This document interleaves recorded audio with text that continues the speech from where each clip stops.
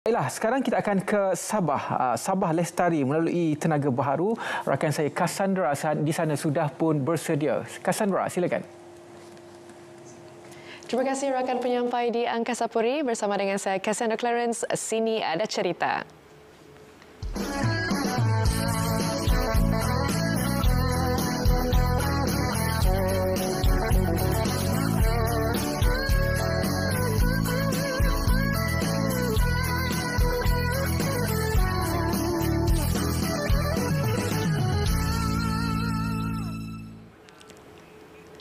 Hari ini kita bercakap tentang tenaga di Sabah. Jadi untuk topik yang akan kami bawakan kepada anda hari ini ialah Sabah Lestari melalui tenaga baharu. Jadi bersama dengan saya tetamu istimewa Dato' Insinyur Abdul Nasir bin Abdul Wahid, Ketua Pegawai Eksekutif Energy Commission of Sabah ECOS ataupun Suruhanjaya Tenaga Sabah. Apa khabar Dato'? Alhamdulillah. Ya, terima kasih Dato' dan selamat datang ke Sini Ada Cerita. Jadi hari ini topik kita cukup menarik untuk rakyat mengetahui dengan lebih lanjut lagi apakah tenaga baharu yang akan diperkenalkan ini. Jadi Dato' sebagai permulaan, boleh Datuk kongsikan peranan utama ECOS ini, Datuk? Silakan. Assalamualaikum dan salam sejahtera kepada semua. Jadi sebelum saya menjawab soalan tadi itu, mungkin saya perlu beri sedikit latar belakang Energy Commission of Sabah lah. Jadi Energy Commission of Sabah atau ECOS ni adalah badan kawaslia tenaga di Sabah dan kita telah ditubuhkan pada Januari 2023. Ketika itu kita mengambil alih kuasa kawaslia bekalan gas daratan daripada Suruhanjaya Tenaga Malaysia. Dan setahun selepas itu kita mengambil alih bekalan elektrik dan juga tenaga boleh baru daripada Suruhanjaya Tenaga Malaysia dan SEDA, Sustainable Energy Development Authority.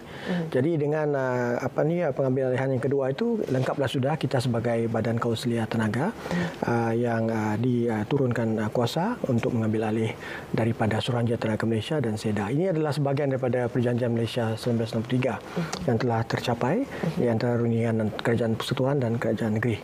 Jadi dari segi peranan utama mungkin saya boleh rumuskan dalam tiga lah peranan utama kami.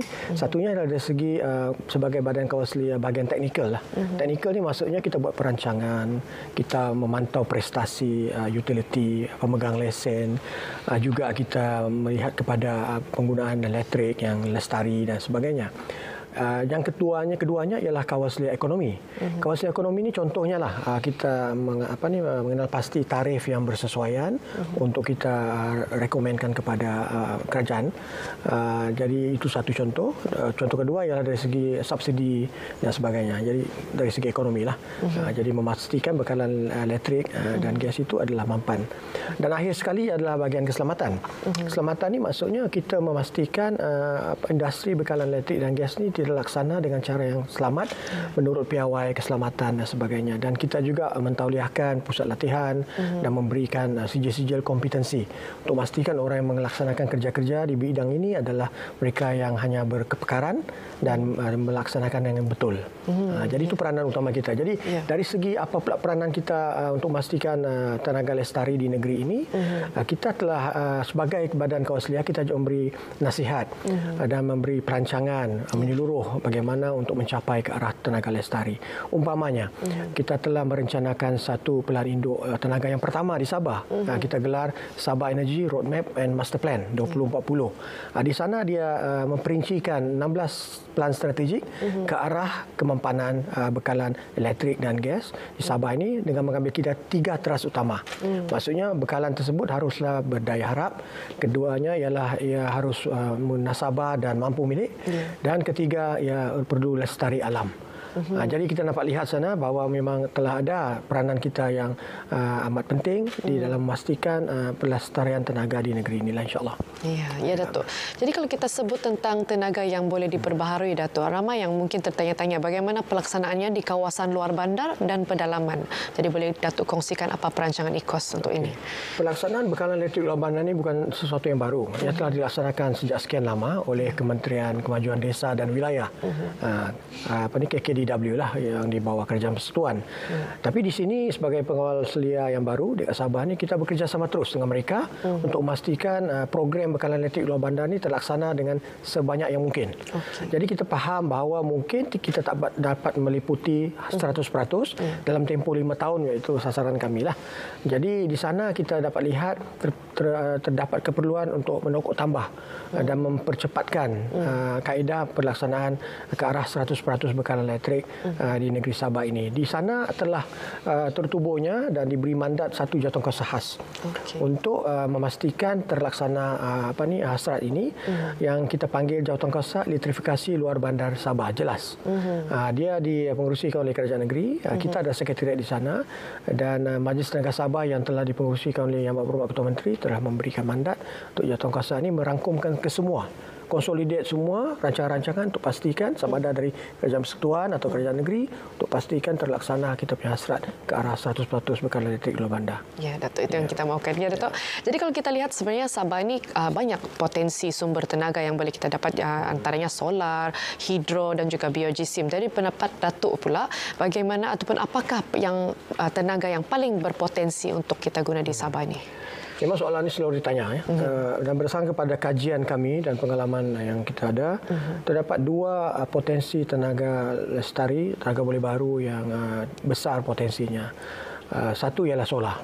Itu memanglah semua maklum kan. Solar yang banyak di rata-rata di Sabah.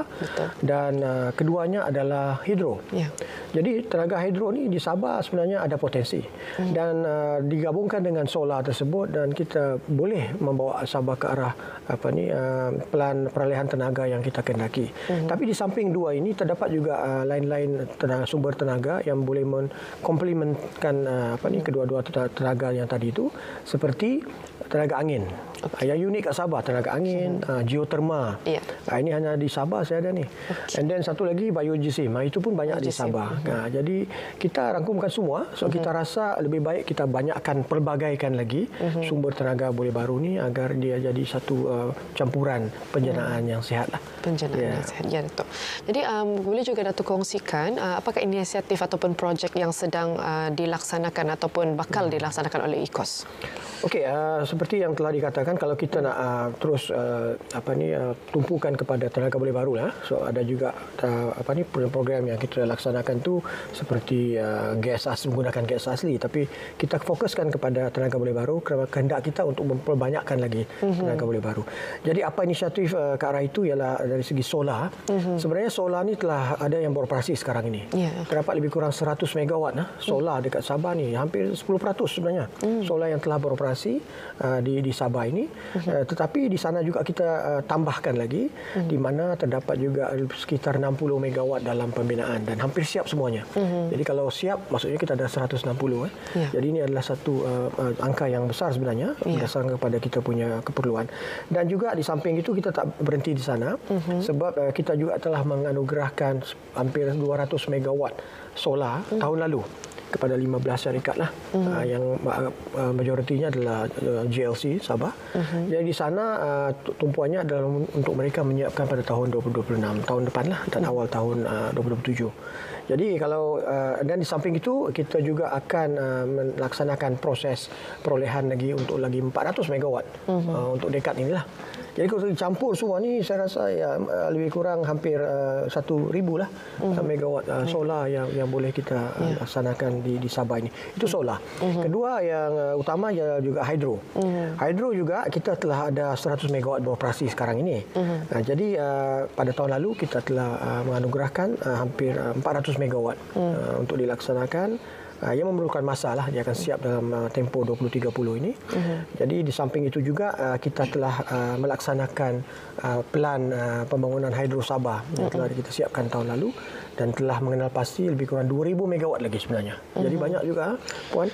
Jadi kalau dicampurkan semua tu, hidro memainkan peranan yang amat besar sebagai tunggak sumber tenaga yang boleh merealisasikan kita punya pelan perolehan tenaga di Sabah, insya-Allah. Jadi selain itu angin pun kita ada 100 megawatt dalam proses kajian hampir siap. dan juga geothermal seperti yang saya katakan sebentar tadi, juga ada berpotensi sehingga 100 megawatt. Biogeosim itu sesuatu yang kita bekerjasama dengan pihak kerajaan negeri untuk memastikan kita boleh melaksanakan biogeosim dengan kaedah yang teratur dan munasabah dari segi harga. Dan kesemua sumber-sumber tenaga boleh baru ni perlu dimitigasikan sebab dia ni intermittent. Dia tak fix kan, kadang-kadang ada matahari, kadang tak. Kita perlu ada satu konsep dipanggil battery energy storage system. Kita simpan tenaga masa ada excess energy dari solar dan hydro dan kita gunakan selepas itu. Jadi di samping sumber-sumber yang terbukti dari segi teknologi tersebut, ada juga sumber-sumber yang baru untuk kegunaan akan datang. Contohnya pernah dengar OTEC, Ocean Thermal Energy Conversion, itu yang kita tengah buat kajian sekarang ni. Itu adalah langkah jangka panjang lah.